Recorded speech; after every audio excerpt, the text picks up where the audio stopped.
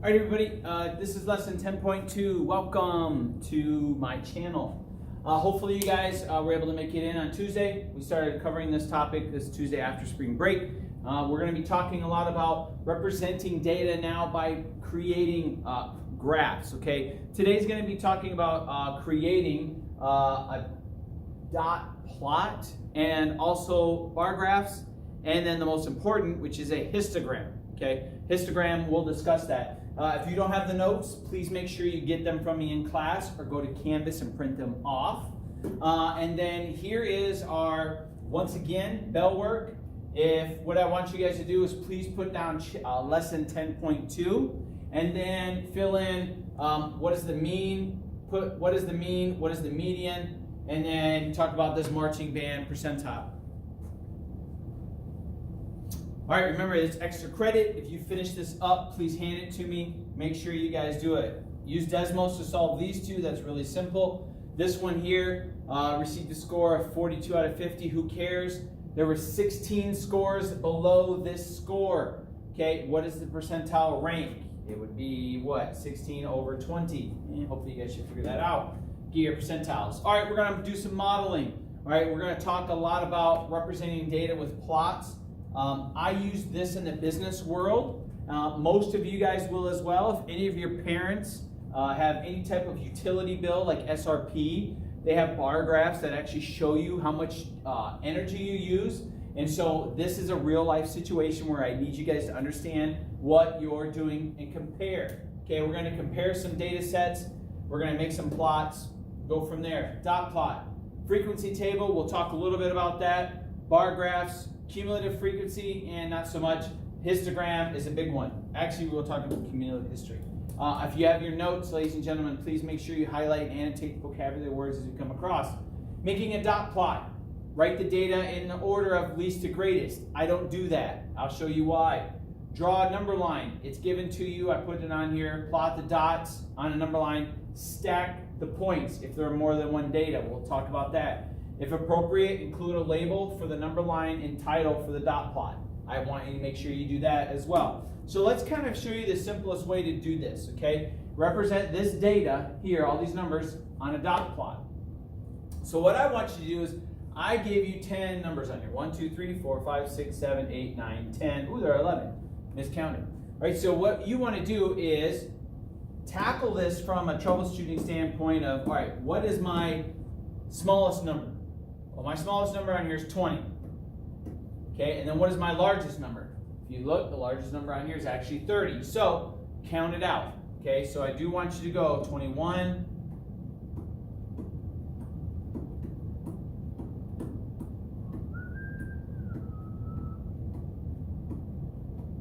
and 30. Perfect. Okay. There are 11. Okay, so between 20 and 30. So standard line graph, this is what it looks like. Now you're going to represent your data for each plot. Instead of rewriting this multiple times and trying to figure it out, ladies and gentlemen, just as you see it, write it down and cross it off. Okay, so 20, there's one dot. 22, 30, 23, 20 again. If you see it again, then you put it on top. 22, another one, yay, 22. 20, another one, another 22, 23, 25, 22. What you want to do though is make sure you guys kind of keep them on the same level so that you can see. So I got kind of a messed up little gap here. So that way, if they're all on the same level going left to right, you can see the ebbs and flows of your data points. Hopefully you guys understand it. 26, keep it low.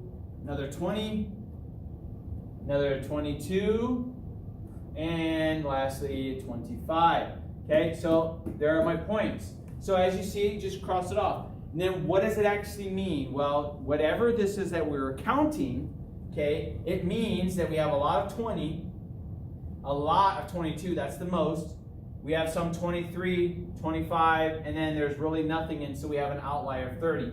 If I were thinking as a mental picture of this, okay, it's a dot plot, so you're not really doing too much, but mentally speaking, what you would want to do is understand that there's kind of a little curve sensation to it. Something like that. Okay, so if you were to look at this graph, you know you're heavily skewed towards this, and you wouldn't actually do this like hump like that. Okay, but just know that's kind of what a dot plot is. Ladies and gentlemen, work on these. Dot plots are really simple. Okay, it's kind of just getting you guys a foundation to understand some other stuff. And a dot plot will actually, on AZ Merit, it's going to be similar, where you're going to have to put another dot down, and you will physically probably have to put one down. I know in our review sessions that we're going to have, I'm going to require you guys to actually do a dot plot like this to understand the setups. 100 is the smallest number, and then 108 is the biggest. So I can go to 100 here, 101, 2, 3, 4, 5, 6. Stop at 8. All right, let's put our dots in. So pretty simple. If you want to fast forward the video, you can, or you can watch me put in all these beautiful dots. 40, 40. I got a 45. Then I got a 50, 42, another 50.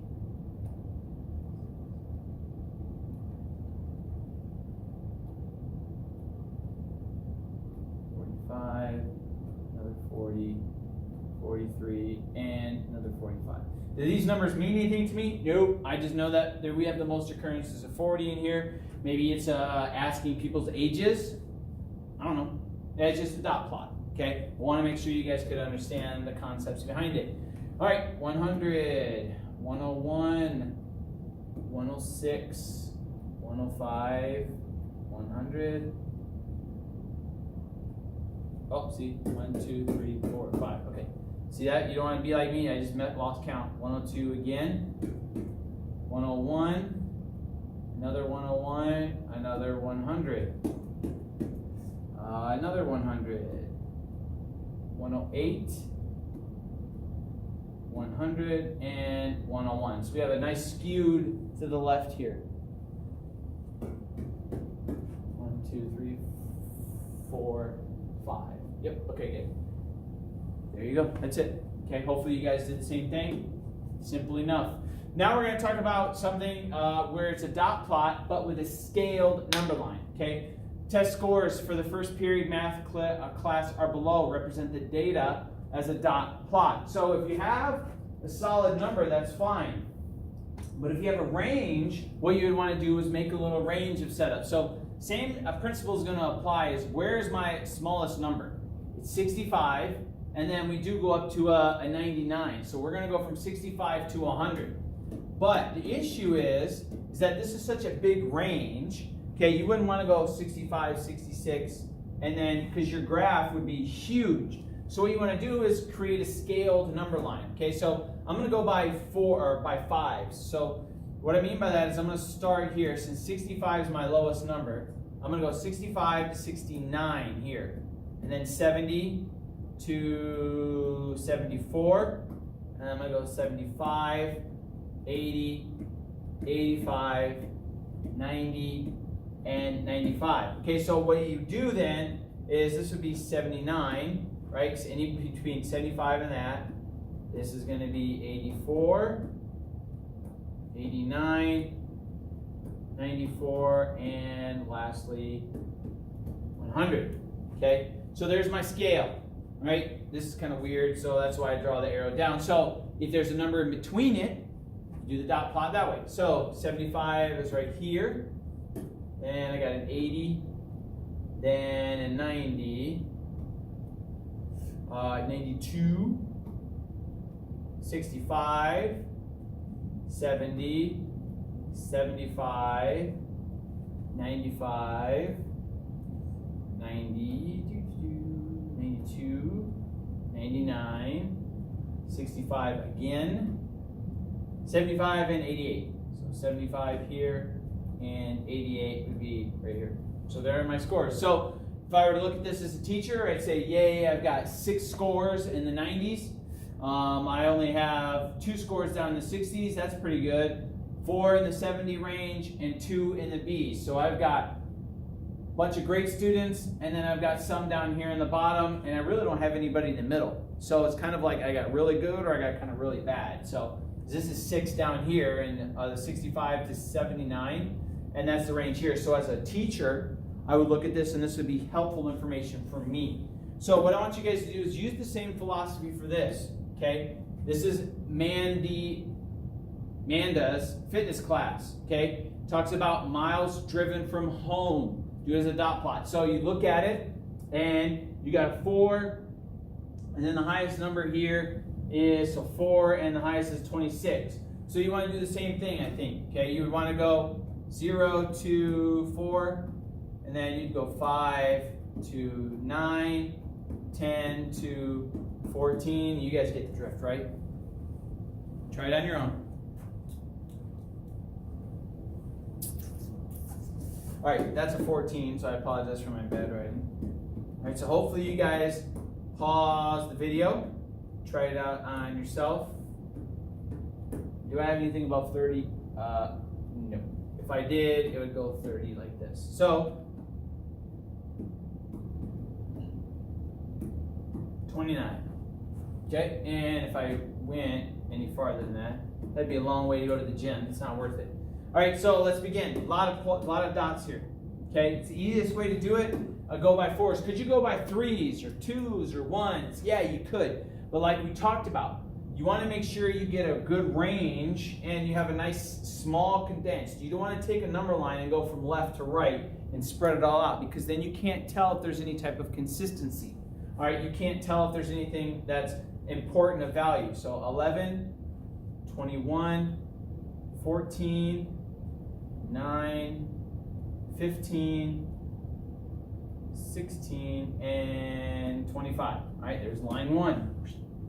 All right, 26, 5, 22, 13, 22 again, 15, and 8.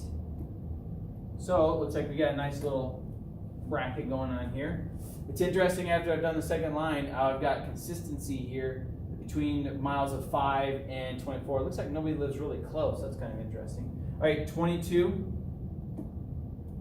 19, 16, 10, 4, 19, 19 is right here, and 17. There you go. All right, so what does this tell me? As somebody that has a fitness class, okay, Manda's fitness class, looks like a majority of her people live between 15 and 19 miles away. As an individual that will run a business, if you say to yourself, well, why do I care about this? Ladies and gentlemen, you would know that if you're going to market your business towards somebody or to somebody or some person or to anybody out there, you'll know that in between 0 to 4 miles, that's great. Usually you would have a lot of people in this area, but you would want to spend advertising costs up to about 24 miles away. Okay, so like for example, if I lived in Far East Mesa, all right, I would want to localize my business or my everything I try to push towards consumers. I would want to go up to about mile 24. All right, if I had to cut back my budget, the smallest I'd go would be 19 miles away, because within that time frame, between 0 to 19, you have your most amount of customers.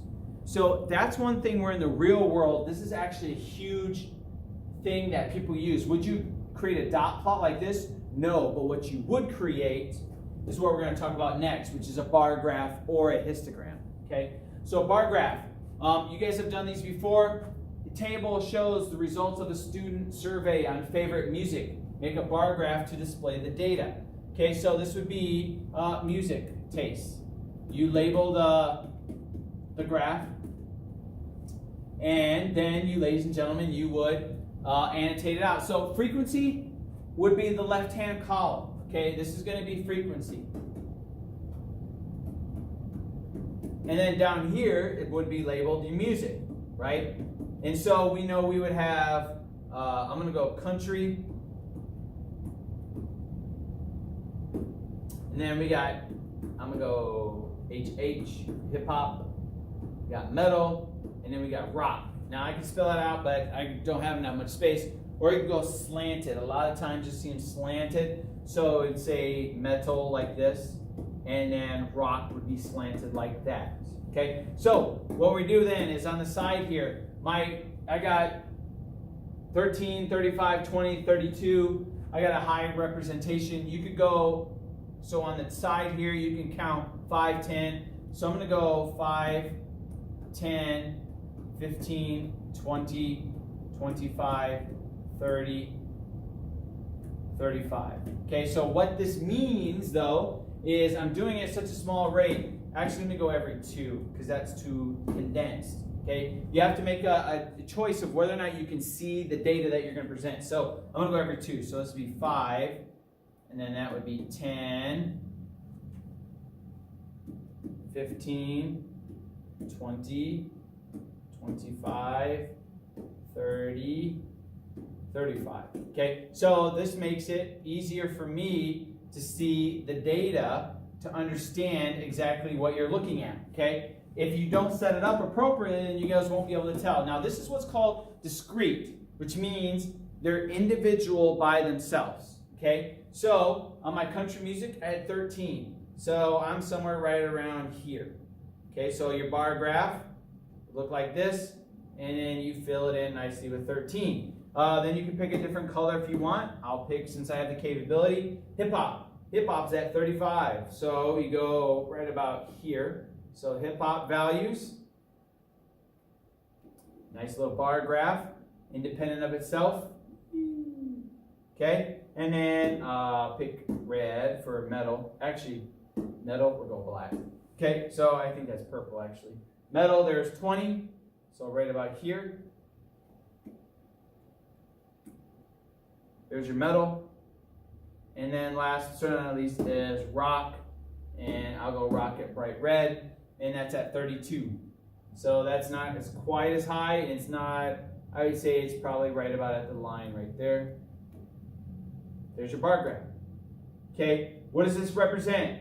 You guys have done this before. It represents just a survey of results. So from a picture standpoint, you could look at this and say, oh, most people here love hip hop.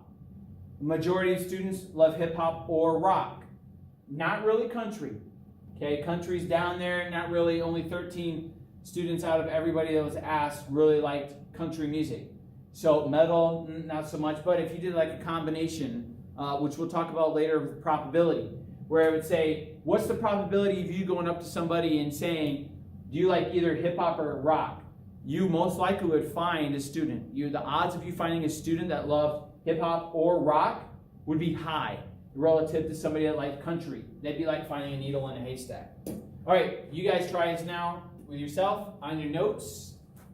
Make me the graph. All right, make this bar graph similar, okay? So we would go frequency. I got 16, 3, 31, and 17. So I'm going to do the same scale. There'll be 5, 10, 15, 20, 25, 30, and 35. Okay, the reason you're doing that is so that, like I said before, you can have a nice little setup. All right, so I'll do this time, I'll do it diagonally like this. Brass, and then this is going to be percussion. And then I'll do strings. Ladies and gentlemen, most of you in here, like I said before, your parents, they have any type of utility company. SRP does it for me on my monthly bills. They actually provide me a bar graph, and they say, this month I spent this much. And they do a 3-year history, so I know how much I spent last year, and I know how much I spent 2 years ago. So if things change, you'll see the difference. Like, for example, with me, on a personal note, I had my AC replaced over the summer. So my bills should go way down compared to the years prior. And I can't wait to see that, because when I'm paying for that AC, I won't be crying on the inside. All right, because it's expensive. Brass, 16. So I'm going to right about here. So when you go 16 right there, there's my bar graph. fill it in. Okay, percussion is going to be 3. So percussion is just a tiny little bit. Feel bad for them. Strings is 35. So strings is 31. So strings is my big one here, going all the way up. So what you want to do is make sure that when you're doing a scale like this, that you actually see a difference. Okay? If I made my scale too small, could you tell a difference? No, you can't. Plus, you don't want to make it really gigantic or out of whack. So it's up to you about how you guys create these, but just know that no matter how you create it, okay, everything has to be set to the same scale. Okay, so this is 16, this is 17. So you can see that woodwinds is a little taller than brass. Please make sure that when you're filling out the homework and doing all that stuff, that you do it appropriate like this. Okay? Any questions? So this is a bar graph. Things are independent. Okay? This is brass, this is percussion, strings, woodwinds. They're independent, they're discrete. Now we're going to talk about something being continuous, where there's a frequency rate. How do you annotate that? You annotate it with what's called a histogram. Okay? A histogram. And so we're going to have the same setup here. All right? We'll go frequencies on the left. So this is still going to be frequency here. Now we're going to do a histogram where it's going to be ages. So we're going to have a setup. So I'm going to do it every 2 blocks as well. So I got to make a little annotation so I know how I'm doing this. All right, so histogram. It's going to be ages of, we'll go 16, and I'm going to go to 25 like this. And then it's going to go 26 to 35. The next one is going to be, on a histogram, it's going to be 36 to 45. And then we're going to go, go 46 to 55. And then the last one is 56 to 65. Okay, could I have spaced it out probably a little bit more? Yes, but I didn't. What I mean by that is I could have probably went 3 lines, 3, 3, 3. So probably when I'm showing this in class, since I'm doing it before, I'll go 3. If you want to space it out, you can, because this is going to be really condensed. Doesn't matter, because of what I'm going to show you. So now what we're going to do is, we have frequencies of 8 through 12. So I have a lot of numbers here, so I'm just going to go straight up. 1, 2, 3, 4, 5, 6, 7, 8, 9, 10, 11, 12, 13, 14, and I don't need to go any farther than that. So what a histogram is it's a continuation. So what you would do is, on this first column, I would go up to 6, which is right here, and then you create your nice little bar graph, okay? But the difference is with a histogram is it's continuation. I'm going to do a different color so you guys can see it, but in reality, you guys will probably do all the same color. The next frequency is 4, because is there any difference? Actually, I'm going to stick with red, because what I want to make sure you guys understand is it's the same amount of people, it's a group setting. So your next one is 4, so that means my next column goes to here, and there's a setup there. My next age group is 9, so I'm going all the way up to 9 right here. And it's important to me to be on the dot because this is a histogram. And then 12 is my next group.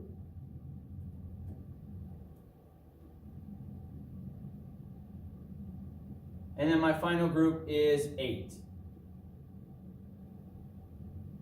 And so hopefully what you guys can see, histogram, this is a table of volunteers in an animal shelter. Okay, a histogram shows a continuation. It's all the same relative people. Okay, it's a people, but it's keeping track. And what this does for me, as somebody who were to say, okay, I need to have somebody volunteer at the animal shelter. What does it look like the age range that participates the most? Well, it's the age range from 46 to 55. But you also have almost the same amount of people that are between 56 to 65 and 36. So for me, if I was looking for volunteers, I would go to somebody that is between the age of 36 to 65 and see if they would volunteer, because most likely they will. what this tells me is that people between 26 to 35 is they're kind of busy with life, which most of us are. They're trying to get a professional and develop it, and you ain't got time to volunteer. So would you go to somebody at that age and say, hey, I need you to volunteer? No, you wouldn't. Okay, that's what I want to make sure you guys understand with a histogram. AZ Merit might ask you to create a histogram. It might ask you, what does it mean when you get to this high of a percentile of people? Say you have more of a likelihood to get somebody between the ages of 46 and 55 than you would if you had somebody between 26 and 35. Okay, what's the frequency? What's the likelihood of you doing it? All right, create a frequency table with this, ladies and gentlemen. Space this one out by threes. 1, 2, 3. Yeah, so go 1, 2, 3, and then make a column like that. So 3, 3, 3, 3. Hold on, make sure I have enough. 1, 2, 3, 4, 5, 6. 1, 2, 3, 4, 5, 6. Oh, 7. Well, make that last histogram come out here. Okay, you try.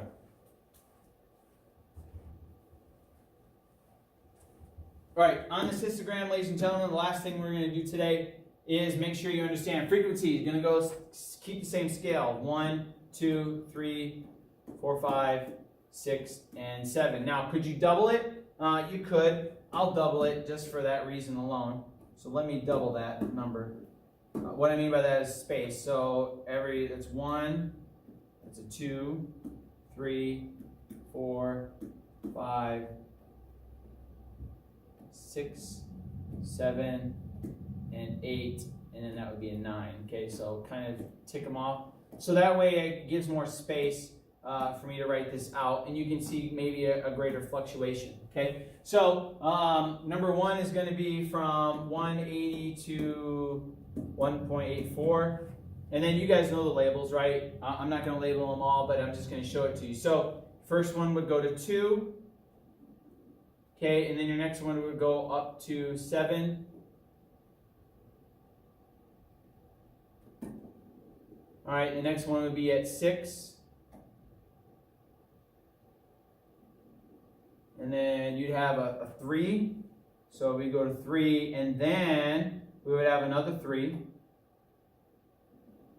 And then we have a 2, which is this line right here. And then finally we have a 1. Did I write? Whoop, I drew that on the wrong line. So that means, oh, I drew the 3 on the wrong line. Dang it. All right, hold on, let me erase this. Which is why I gave you guys, so double 3, the grids, because I want to make sure you guys draw these out and you get used to drawing them out. There's the 2, and then so here is the 1. Okay, so knowing that, ladies and gentlemen, make a histogram for the frequency of cumulative data. This could be talking about selling something.